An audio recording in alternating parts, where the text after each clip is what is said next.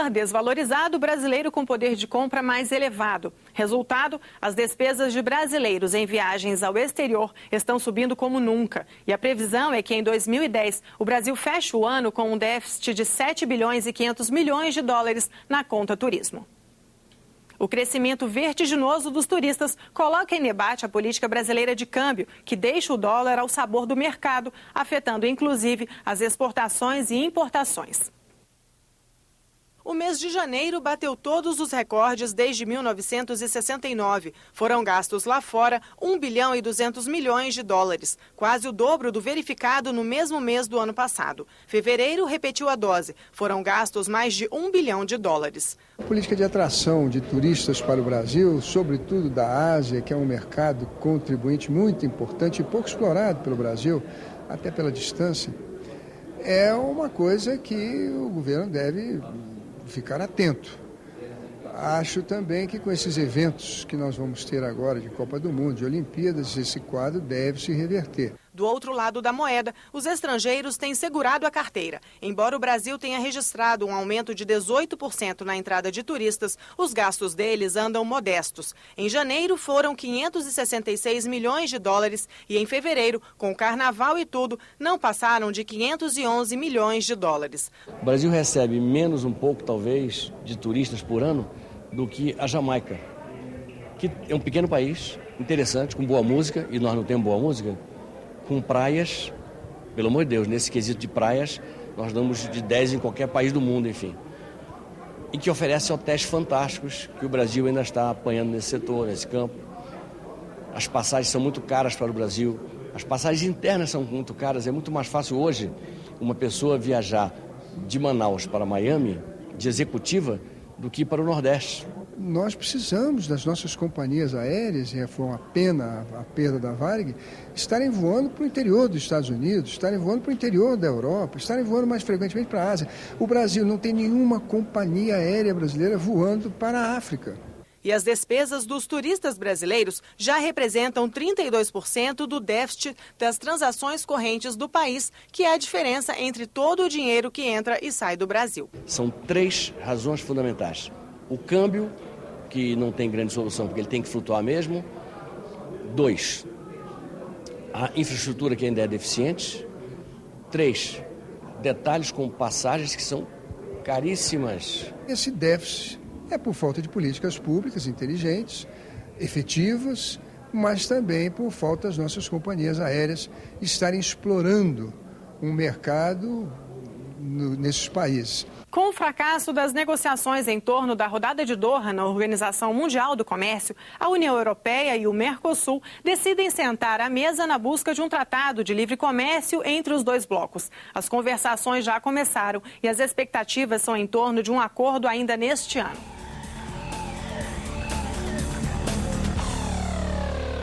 As negociações comerciais entre os dois blocos começaram há 10 anos, mas foram suspensas em 2004. Os europeus queriam esperar os resultados da rodada de Doha antes de assumirem o compromisso com a abertura de mercado para os produtos agrícolas sul-americanos. A rodada de Doha da Organização Mundial do Comércio pretendia a liberalização do comércio mundial. Com o impasse de Doha, europeus e sul-americanos voltam à mesa de negociação. Existe realmente toda uma pressão dos produtores rurais da Europa e que não querem que os produtos primários que nós exportamos entrem lá, como o açúcar, como a questão da carne.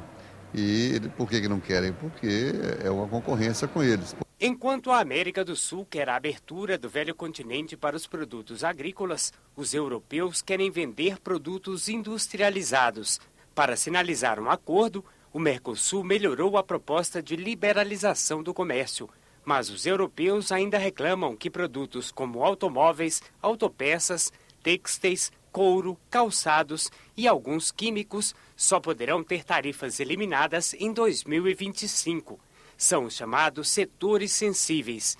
Apenas o setor automotivo representa quase 1/3 do comércio entre os dois blocos. Muito tímido para aquilo que nós desejamos que haja, em termos de avanço nessa união, que para nós hoje representaria um avanço muito grande, sobretudo depois do pós-crise.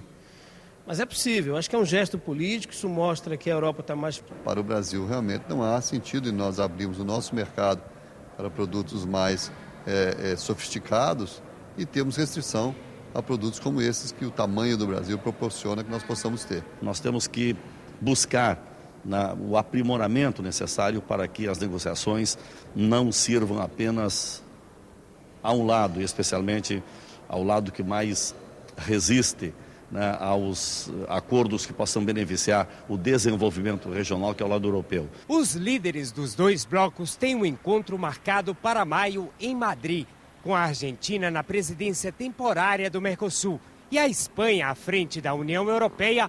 A esperança é que pelo menos um acordo inicial possa ser anunciado ainda neste primeiro semestre. Se nós tivermos um acordo de livre comércio com a União Europeia, nós poderemos viabilizar o acordo de associação entre o Mercosul e a União Europeia. Isso é muito bom para o Mercosul.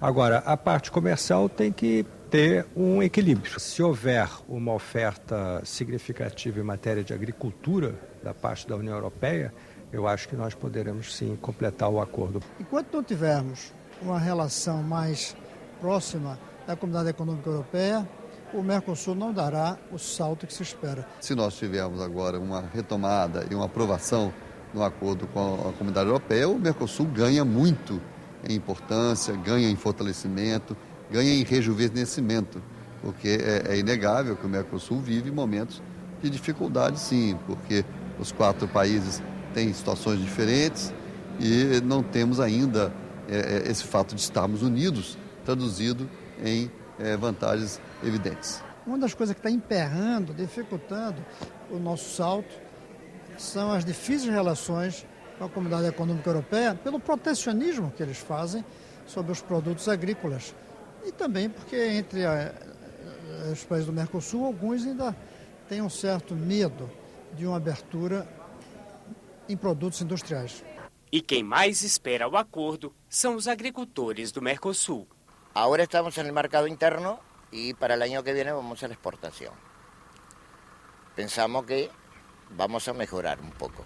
Já entrou em vigor o Tratado de Livre Comércio firmado entre o Mercosul e Israel. Israel é o primeiro país fora do território sul-americano a ter acordo de livre comércio com o Mercosul. As negociações começaram em 2005. Até 2020, as tarifas de exportação e importação vão ser reduzidas a 0. Com a entrada em vigor do tratado, além da ampliação do comércio bilateral, espera-se uma ênfase maior nos setores farmacêutico, aeroespacial e de pesquisas agrícolas e tecnologia.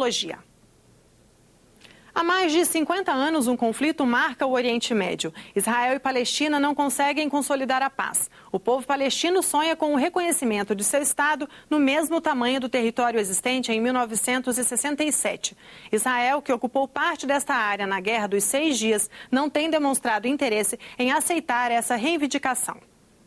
Para analisar a situação no Oriente Médio e o papel do Brasil na busca da paz, o Diplomacia foi conversar com o embaixador da Palestina, Ibrahim Al-Zeben.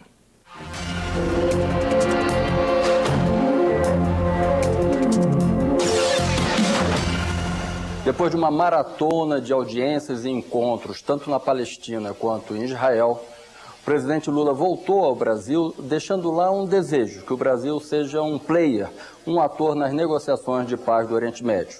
Para falar com a gente sobre esse tema, o embaixador da Palestina no Brasil, Ibrahim Al-Zeben.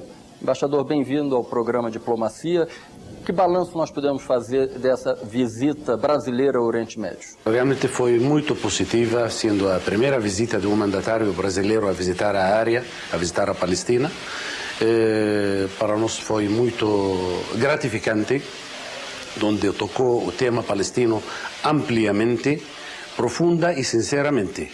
É uma ajuda positiva, tanto para a questão palestina como para o processo de paz no Oriente Médio. Esse desejo brasileiro de ser um ator nas negociações, o senhor acha factível ou esse é um tema apenas para o chamado G4?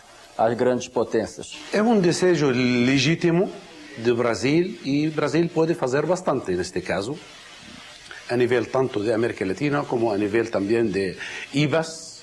Un mundo no puede ser también preso a voluntad de un mundo de 3 o 4 países, de 4 o 5 superpotências. É legítimo este desejo e eu acho que o Brasil pode fazer bastante. Se nós apanharmos o noticiário nacional, o noticiário veiculado no Brasil sobre as visitas, se tem a impressão que do lado palestino foi um encontro entre amigos, mas que do lado de Israel foi um encontro com bastante atrito, com bastante ruptura. O senhor acha que aquela imagem que o Brasil é um país amigo dos dois campos não se mantém após essa visita? Eu acho que o Brasil, por excelência, demonstrou ser um amigo dos dois lados e quer o bem dos dois lados.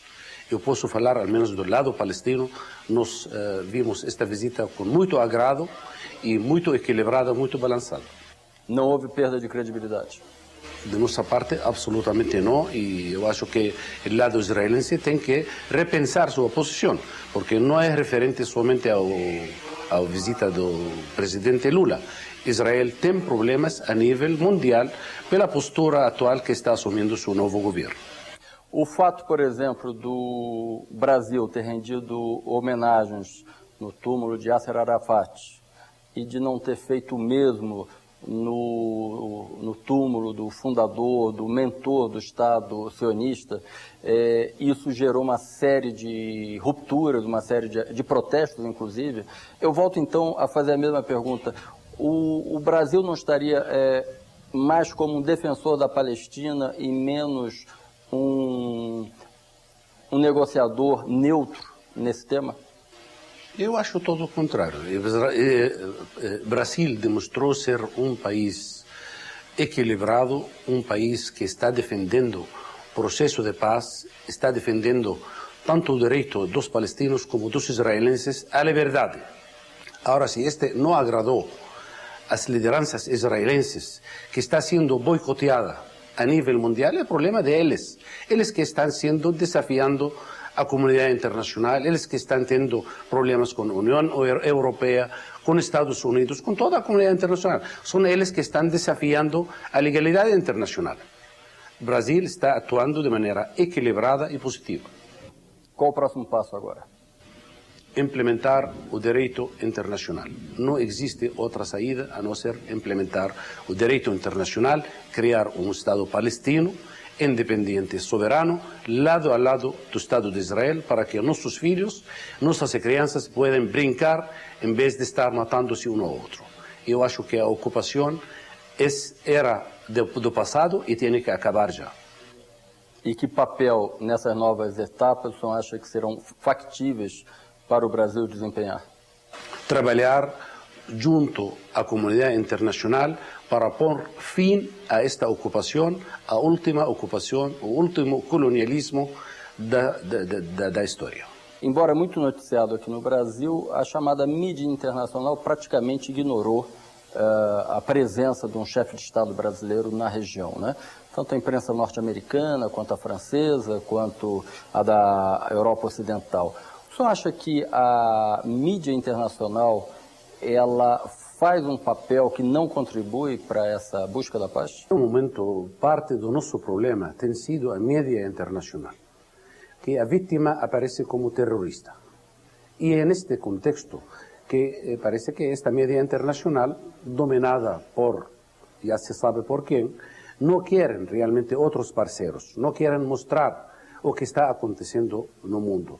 A palavra do presidente Lula, uma palavra sincera, uma palavra amena, que parte da realidade do que ele tem visto, parece que não está sendo boicoteada e não querem que seja transmitida. Do nosso problema ao longo dos últimos 60 anos tem sido a mídia internacional que tem sido atuou de maneira muito desfavorável à justa causa e à justa luta do nosso povo. Nós, defensores da nossa legítima vida digna, soberana, aparecemos aparentemente ante a mídia, tanto por Hollywood como por las grandes cadenas internacionais, como os terroristas. E aqueles israelenses que ocupam, que matan son defensores da verdade, defensores da liberdade. É absurdo, realmente, este mundo parece que está al inverso. Cabeça para baixo. Al inverso, cabeça para baixo. E isso talvez que é o que desagradou a mídia internacional por as palavras sinceras do presidente Lula. Existe, por parte do Brasil, interesse que atores da região, como Síria, como o Irã, tenham uma efetiva participação nas negociações. E no chamado G4 existe uma rejeição à participação desses países. Para a Palestina, a presença da Síria e de Irã na mesa de negociação é fundamental? Eu acho que são países que existem na área, são fundamentais e devem ser tomados em conta a la hora de estabelecer. Nós estamos procurando uma paz duradoura, global na região. Portanto, não pode, neste caso, excluir a ninguém. E quanto aos acordos assinados entre Brasil e Palestina, o que de concreto poderemos ter em breve?